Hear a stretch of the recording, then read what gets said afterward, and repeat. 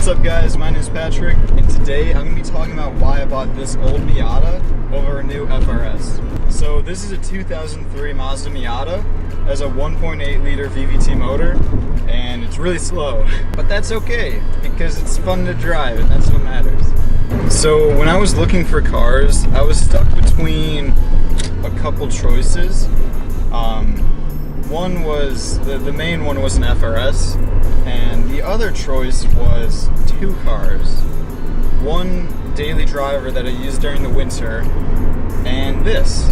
So you either have one car that's expensive, or two cars that aren't expensive, but combined, they're expensive. So either way, it's expensive. So as you can see, I went with option number 2 for the two cars, and I'm going to talk about why. So reason number 1 is the cost. I modify cars, I don't know if you guys knew that, but quite extensively. And Mazda Miatas are incredibly cheap to modify.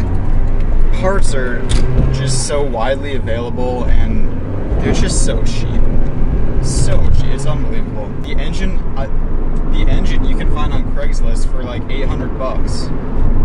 It's crazy.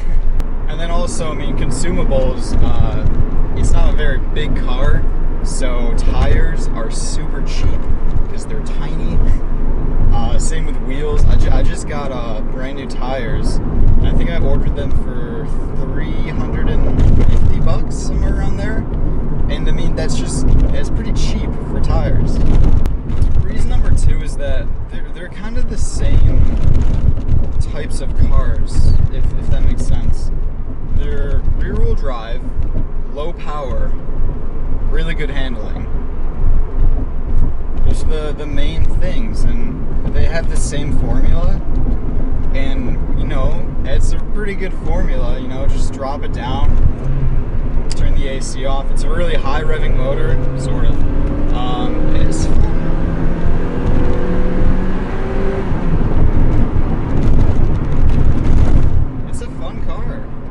Genuinely. And they're really fun cars, honestly. Even with the tiny amount of power that they have, it's usable power. That's the thing, you know, when you have all these gigantic V8s, how often can you go full throttle? Maybe merging onto the highway at a stoplight every once in a while, that's about it.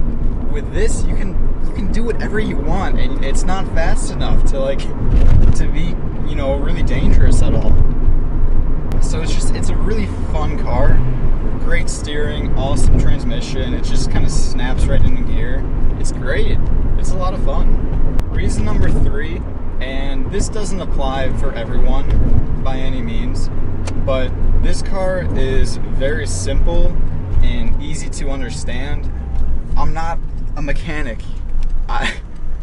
Strange as it seems, I'm not. So, you know, I kind of need something simple.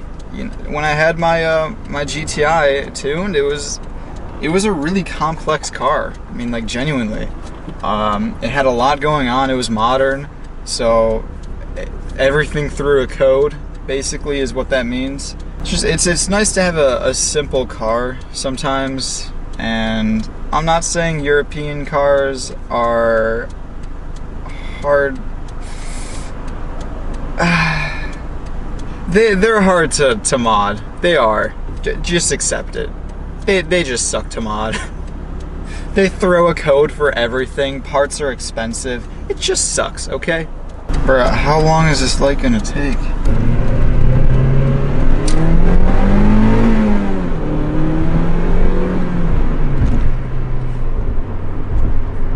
It's a slow boy. So another reason why I didn't get an FRS is because of the engine.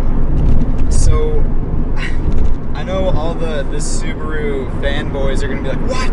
Subaru makes awesome engines, what are you saying? They don't. Their engines suck. There's a reason why, you know, no other car manufacturers make Boxers other than like Subaru and Porsche. And Porsche's just weird. I don't even know what they're doing. Don't even worry about them. But Subaru motors explode, and they're hard to tune, and they're sensitive.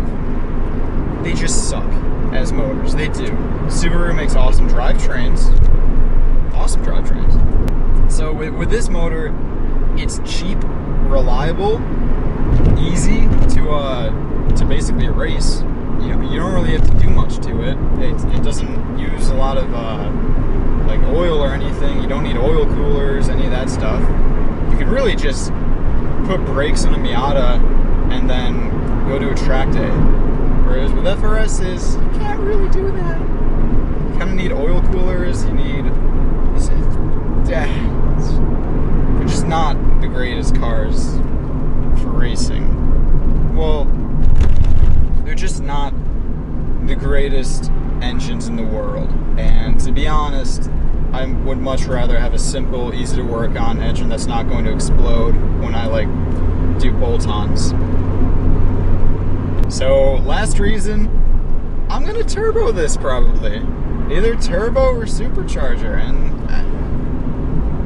it's not a lot of money to do either of those options for Miatas, but for FRSs, it definitely is a lot of money. Definitely.